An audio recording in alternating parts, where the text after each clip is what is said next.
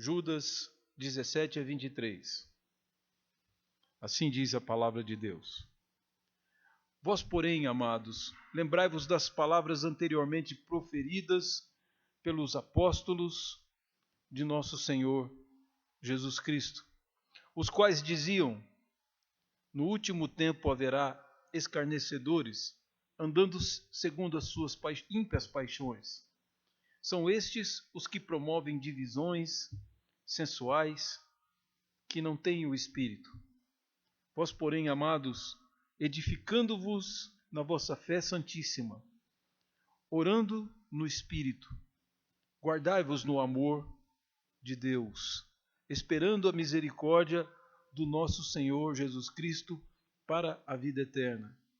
Compadecei-vos de alguns que estão na dúvida, salvai-os arrebatando-os do fogo. Quanto a outros, sede também compassivos em temor, detestando até a roupa contaminada pelo sangue. Vamos orar mais uma vez, queridos. Senhor, pedimos a iluminação do Teu Santo Espírito. Como já foi agradecido, louvamos por estar em Tua casa, pelo Senhor nos ter trazido e o Senhor cuidar de nós, nos alimentar como o Teu rebanho e encher o nosso coração da alegria e da graça de sermos do Senhor. Pedimos em nome de Jesus que o Senhor conduza o Teu povo, conduza o Teu rebanho. O Senhor tenha misericórdia de nós e nos encha da alegria, Senhor Deus, e das bênçãos que são oriundas das verdades contidas na Tua palavra. Ilumina-nos e conduz-nos. Nossa oração é em nome de Jesus. Amém.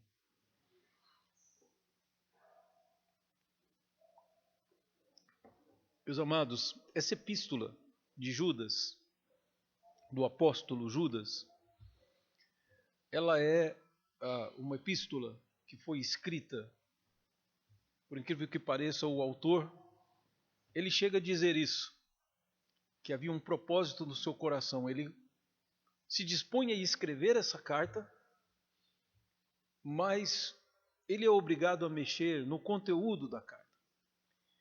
Esse Judas, ele se identifica como irmão de Tiago. E quando é um Tiago que dispensa apresentações, porque esse nome era muito comum entre os judeus, era uma maneira grega de falar Jacó. Então Tiago, que seria o nome, esse homem, Tiago, quando ele vem acompanhado de algum apelido ou alguma coisa, é para você poder identificar. Quando não fala, certamente é o Tiago de maior destaque entre os apóstolos. E quando ele se identifica e não diz que Tiago confirma, de certa forma, a tradição que diz que esse Judas é Judas, irmão de Jesus, é o Judas, filho de José e de Maria. Tanto ele quanto Tiago convertem-se depois. Paulo conta que até a ressurreição de Jesus, Tiago ainda não havia se convertido. Então, em capítulo 15 da primeira carta aos Coríntios, diz que Jesus apareceu para mais de 500 irmãos, alguns dos que estavam vivos quando Paulo escreveu a carta, lá pelo ano 51 e 52. E aí ele diz, e depois apareceu a Tiago, e depois apareceu a mim. Bom, então os irmãos de Jesus possivelmente converteram-se depois. Não deram crédito a Jesus. Em capítulo 7 do Evangelho de João fala isso, que nem os irmãos de Jesus creram nele. E depois vieram a crer quando o viram ressuscitado, quando Jesus os chamou para que servissem na obra. Jesus sustentou esses irmãos e suas irmãs com o trabalho de carpinteiro até por volta da idade de 30 anos, quando ele é batizado por João e começa a pregar o seu evangelho. Bom, então esse Judas tem um grande zelo. Ele é irmão do Senhor Jesus, mas acima de tudo ele é um herdeiro do reino dos céus, ele é um apóstolo chamado pelo Senhor e escreve uma carta muito simples. Mas na sua carta ele diz, eu gostaria, quando eu me propus a escrever essa carta a vocês, meu intuito era falar das coisas boas relativas à fé, nossa fé comum. Que como é maravilhoso sermos crentes em Jesus. Mas ele diz que atordoado por tantos falsos mestres que estavam aparecendo, tanto veneno que se estavam misturando ao Evangelho de Jesus, uma coisa semelhante ao que nós vemos hoje, uma postura bastante errada em relação a Jesus e ao Evangelho, esse apóstolo resolve escrever para nos exortar a guardar, a lutar pela nossa fé. Vejam bem, ele usa a palavra lutar. Lutarmos pela nossa fé, que de uma vez por todas foi entregue aos santos. Esse é o propósito dessa epístola. E é interessante que nós vivemos como igreja, notamos que o quadro que Judas experimentava é semelhante ao nosso. Ele olhava a igreja e o mundo. O mundo no qual ele estava inserido era cercado de homens ímpios, rebeldes, e pior do que agindo como inimigo de Deus, eles eram indiferentes a Deus, viviam como se Deus não existisse. Uma coisa bem semelhante ao que acontece hoje. Então ele olhava o mundo e o mundo extremamente perverso, homens fazendo mal uns aos outros, roubando uns aos outros, destruindo vidas. Isso incomodava muito a ele. Mas o que mais incomodava é que a igreja, que era o remédio para tudo isso, também podia ficar envolvida em debates inúteis, em vez de fazer o seu trabalho. E aí então ele escreve essa epístola com esse propósito, de despertar a igreja, para que a igreja exerça e faça o seu papel. Somos sim o remédio de Deus para o mundo. Nem todos ficarão curados, mas somos nós que evitamos. Isso eu falo, irmãos, não é por arrogância ou por algum triunfalismo, é olhando a história. Aqueles que fizeram diferença na história, aqueles que deram uma grande contribuição, ou é a própria igreja de Jesus, ou pessoas que foram influenciadas por esse evangelho. Qualquer personagem histórico que você pegar, você vai ver que é assim que nós podemos analisá-los. Pessoas, alguns homens que deixaram alguma boa contribuição, ou eram cristãos, ou foram grandemente influenciados pelos cristãos. Então ele está falando exatamente isso, de um povo que vive no meio de gente que está cheio de dúvidas. Os bons cristãos, alguns deles cheios de dúvidas, pessoas vacilantes, pessoas que não se definiram por Jesus de uma forma muito concreta. Mas ao mesmo tempo, o apóstolo Judas fala de um mundo completamente perdido. Qual que é a nossa postura?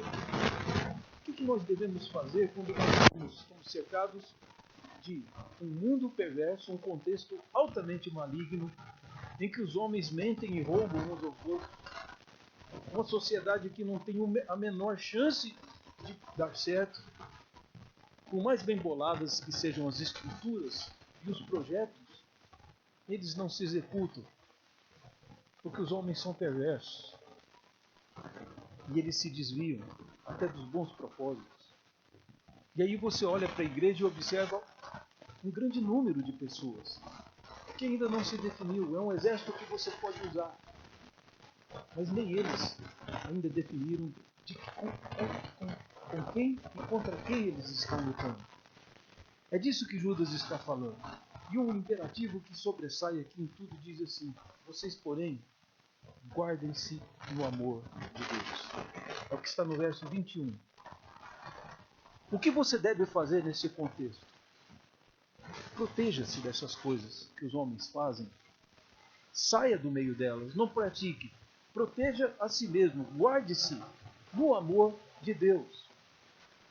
Então o que deve ocupar a nossa mente, o que deve nos mover, o que deve estar sempre sendo lembrado por nós é o amor de Deus.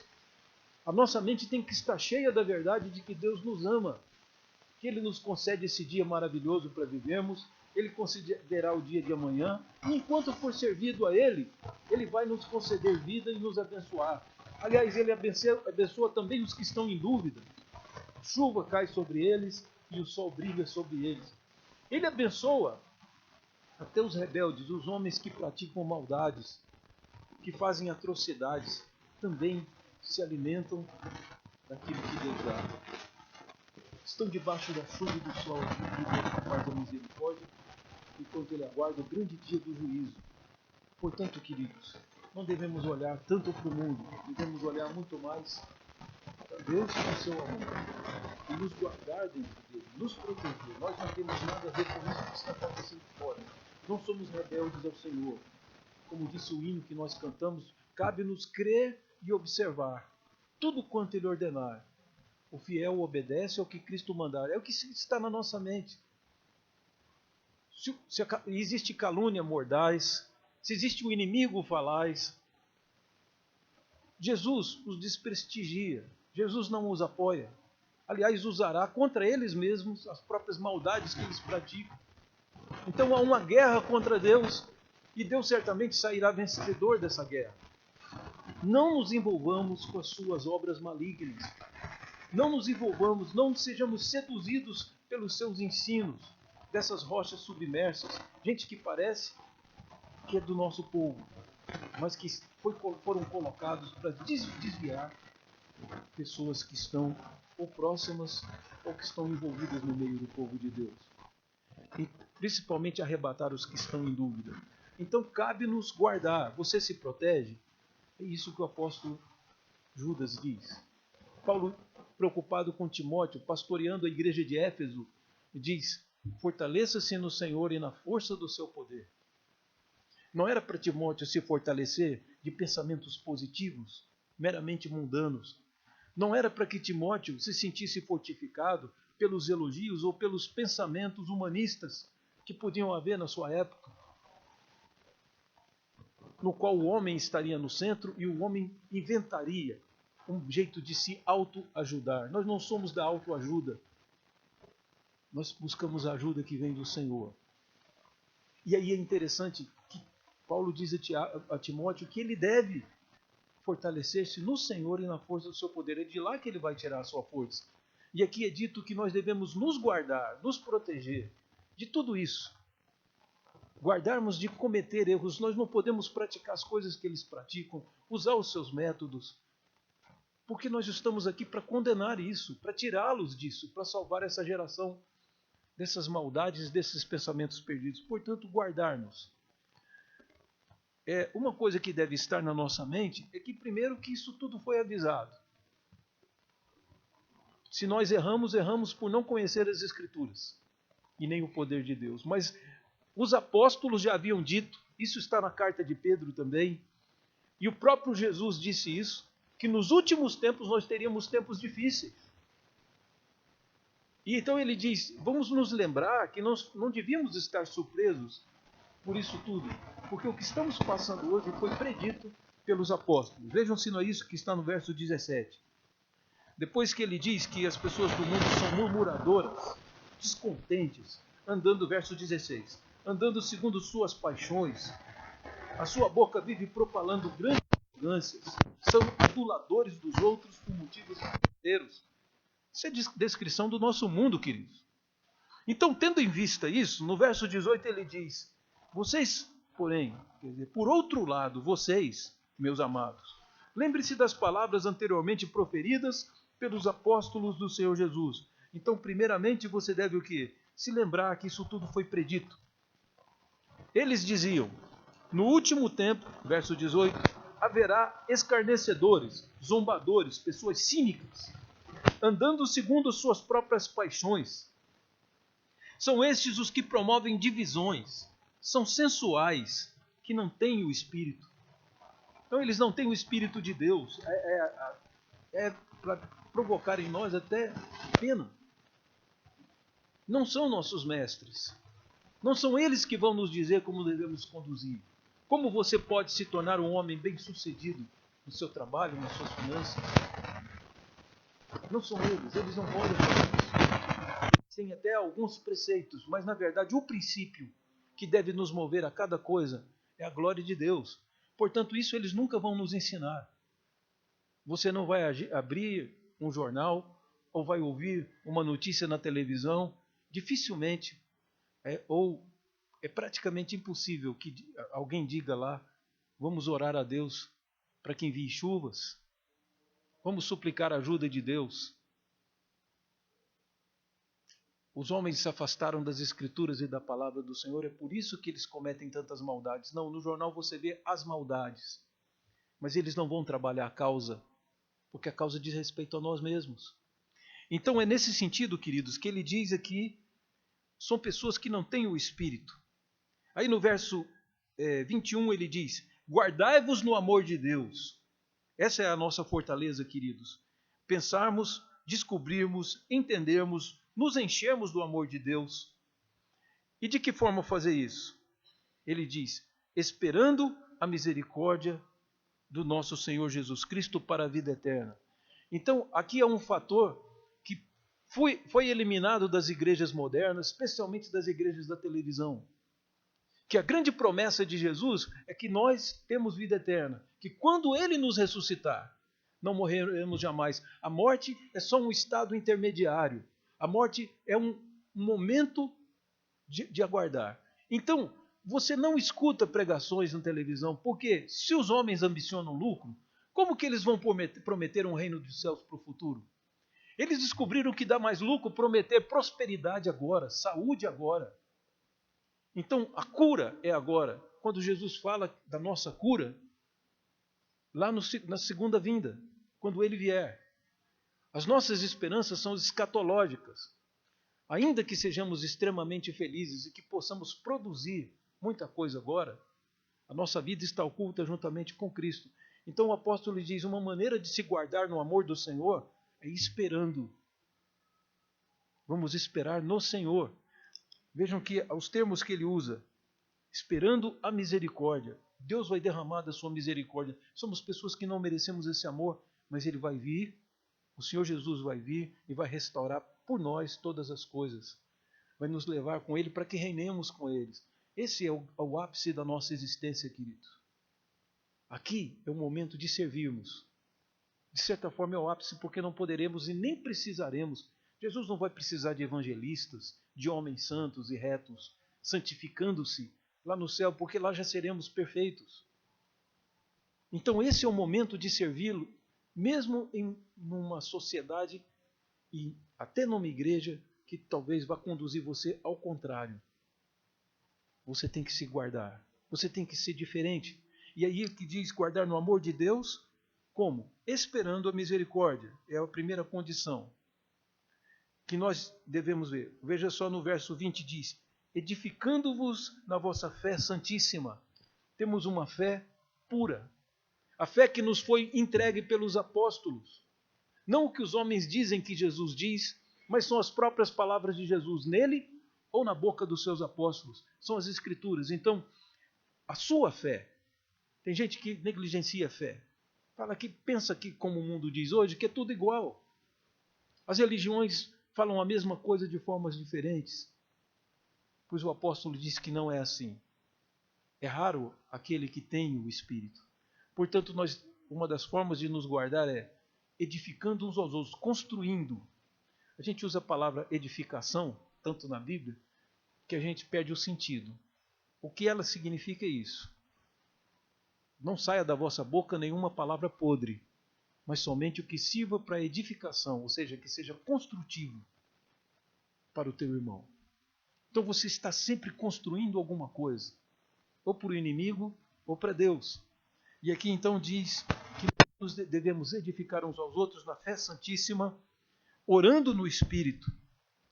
Então ele dá algumas condições, ele diz, edificando uns aos outros, quer dizer, trabalhando a vida dos irmãos, exortando e animando os irmãos, orando no Espírito Santo, porque nós o temos, o mundo não o tem, mas nós o temos, orando sempre no Espírito, então, edificando e orando. E em seguida ele diz, guardai-vos na vossa fé santíssima, esperando. Então, todos esses gerúndios são para nos dar a ideia de condição, de meios. Então, aqui são 3 meios apontados para como que você guarda no amor de Deus. Edificando na vossa fé santíssima, orando no Espírito e esperando a misericórdia. E aí vem um outro imperativo. No tocante a você mesmo, você está se guardando dessas coisas. Você não participa. Você participa do mundo, você os auxilia, você conversa com eles, mas nunca é participante do seu pecado. Nós não somos cúmplices das suas más obras. Então o que nós vamos fazer? Vamos nos proteger.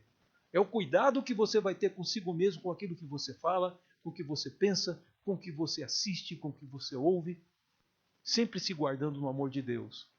E com respeito a eles, o apóstolo diz que nós devemos nos compadecer daqueles que estão em dúvidas.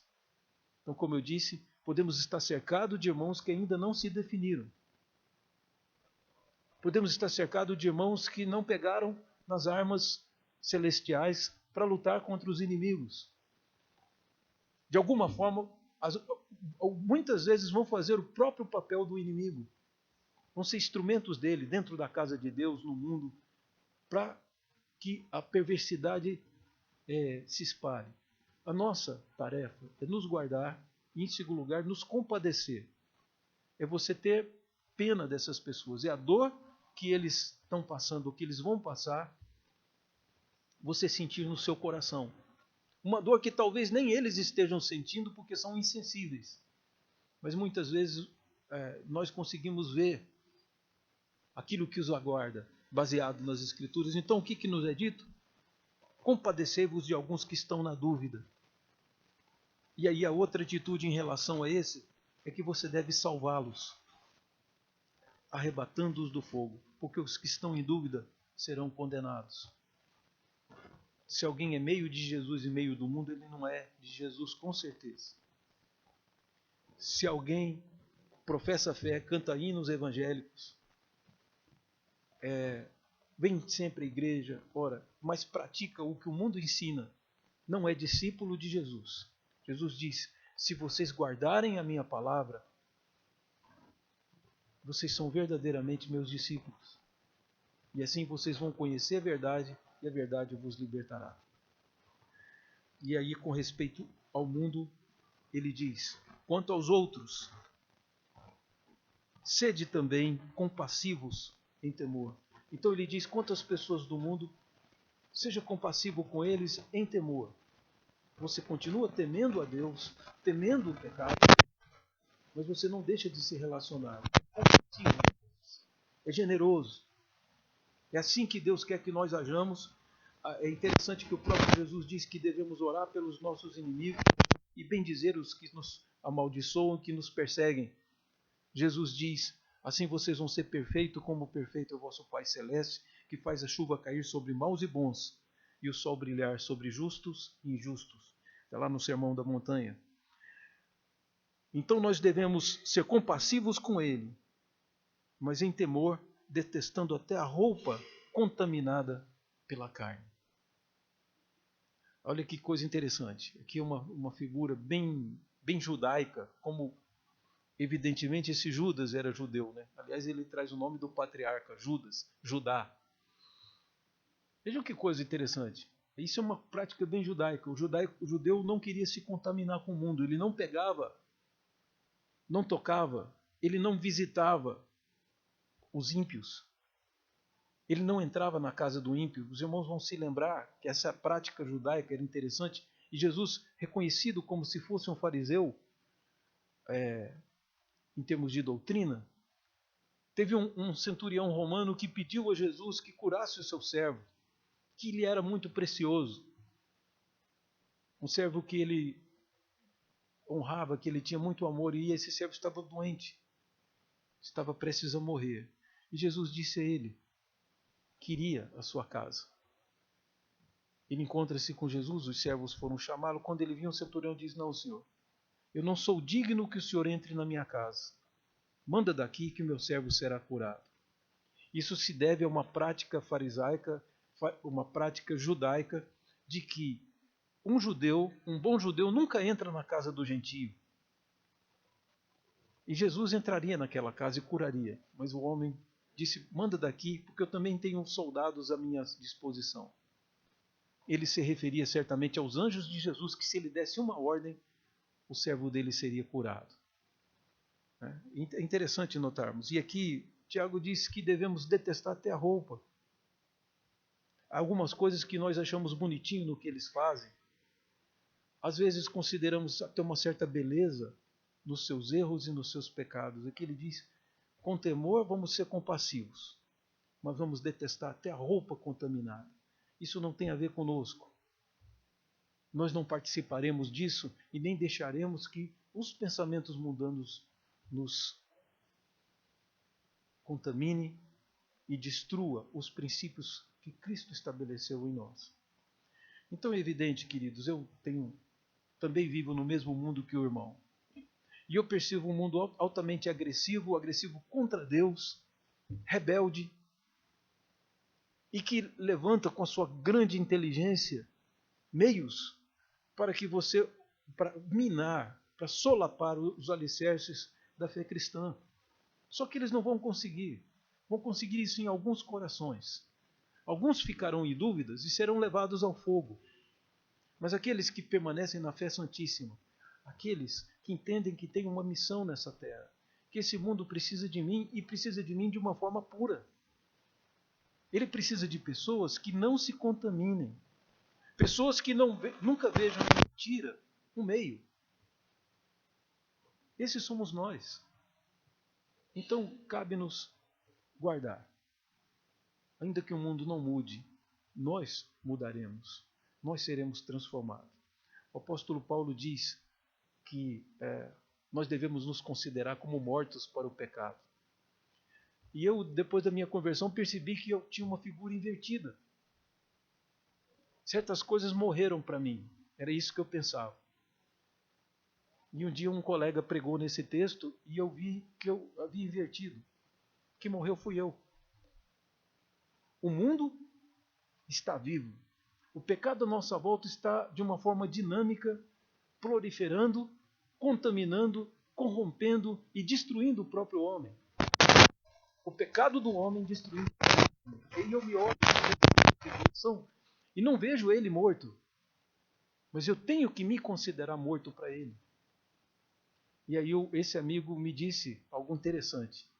Ele disse, imagina você, uma pessoa morta, no meio de um estouro de elefante. Você já pensou nisso? O elefante anda de manada, né? De vez em quando um assusta com alguma coisa e eles, em conjunto, saem correndo. Imagina você no meio dessa manada de elefante, caído, morto, aquelas pisadas sacudindo o chão, aquelas patas enormes, mas não vão te assustar, porque você morreu. Se você está morto, é o que Tiago disse. É por isso que você detesta a tua vida. É esse temor,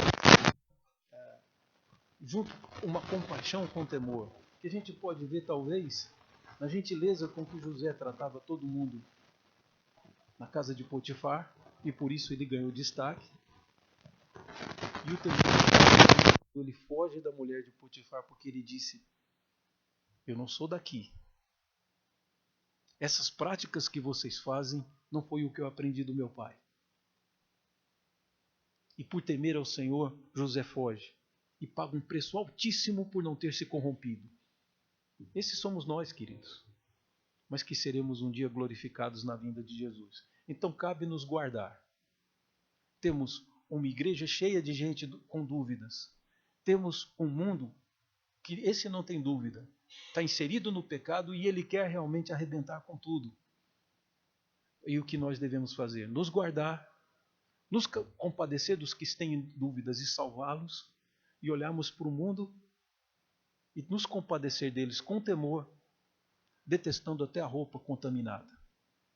Não vamos vestir essas roupas, as nossas são outras. Queridos, vamos então orar ao Senhor. Que sejamos essa igreja firme, no meio de uma igreja que não sabe, muitas pessoas não sabem o simples da Bíblia. Uma senhora procurou por nós uma vez e disse, querendo se juntar a nós, e disse, eu estou há 7 anos numa igreja evangélica. Esse estudo bíblico que eu vim aqui nessa igreja é o primeiro que eu aprendi alguma coisa da Bíblia. O que eu perdi meu tempo? O que eu estava fazendo lá que eu não tinha descoberto vocês? É isso que nós precisamos ser, queridos. Eles precisam de nós, preparados para ajudá-los, para compadecer, para salvar vidas. Então, os conceitos do mundo, eu vou ensinar para o mundo o que eles precisam aprender. Eu aprendo do Senhor. Vamos nos guardar no seu amor? Vou pedir à igreja que fique de pé.